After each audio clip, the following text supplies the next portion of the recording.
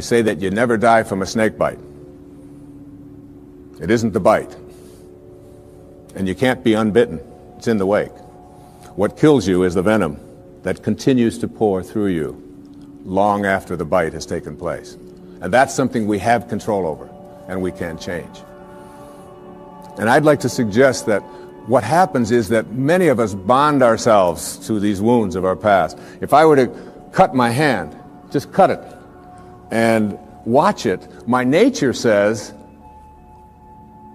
close up the wound. And I just have to watch it. And there's no doctor out there, there's no medicine out there that's going to heal that wound. There's a healing stream that I am connected to that will allow that wound to heal. So my nature says, close up the wounds. Don't bond to them, don't hang on to them, close them up. But supposing I say to myself, oh no you don't. There's no way I'm going to let you close up. You see, if I can keep you open, and I can go to you and say, look at this. You say, what happened? Well, look at this cut I've got. Oh, you poor thing. Look at that. It seems to be getting worse. It's getting infected. Isn't that terrible? And if you practice this kind of a mentality, when your nature says close up the wound, but you keep it open, before long you lose your hand. And after that, you'll lose your arm. And the whole organism will be destroyed if you don't let your nature take over. And your nature also says, close up the wounds of your past. Close them up. And oftentimes we ignore our nature. I had a great teacher that came into my life through his writing. His name was Nisargadatta Maharaj. Lived in India up until the mid-1980s. And he wrote something called I Am That, which was very powerful and influential in my life.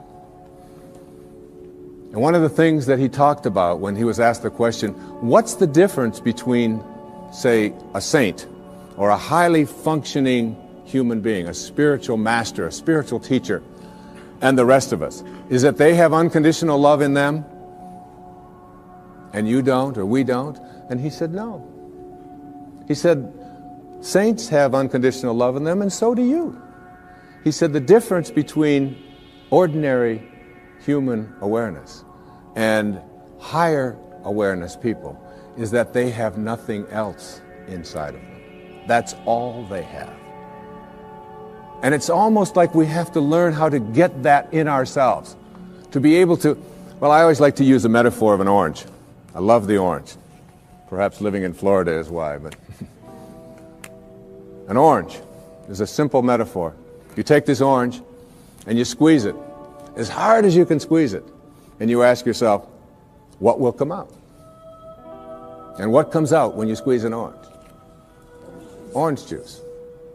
Never, no matter how many times you squeeze it, will apple juice come out. There's no mistakes. You'll never get grapefruit juice out of this thing, ever. The only thing you'll ever get out of it is orange juice. And the next question is why?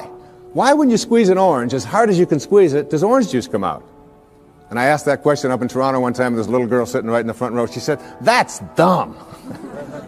She said, that's what's inside. It has to come out. I said, well, that's the answer. You are really smart. And she smiled. She thought that was great. But that's the truth. The reason that orange juice comes out when you squeeze it is because that's what's inside. Now you extend the metaphor and someone squeezes you.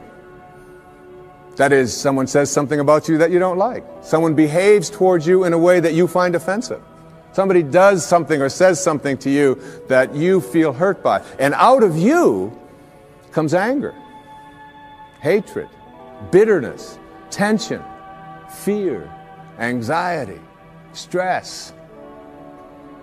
And immediately you say, the reason that comes out of me is because of how he said it, or the way that she said that, or because they did that. But the truth is, the reality is, that what comes out is what's inside. And if you don't like what's inside, you can change it. Now, if you ask me, how does orange juice get inside of an orange? I would say, I don't know. I can't figure it out. That's a mystery to me. I just enjoy the oranges of my life and give God the credit for that. A lot of people think that other things make them the way they are. They will blame their past, they'll blame their parents, they'll blame the economy, they'll blame the Ayatollah, they'll blame somebody for things that are going wrong in their life. And one of the favorite things that we have to blame for why I'm upset at a particular moment is something called traffic. Don't forget to subscribe. Like this video if you found it helpful and share it with someone who needs a little motivation.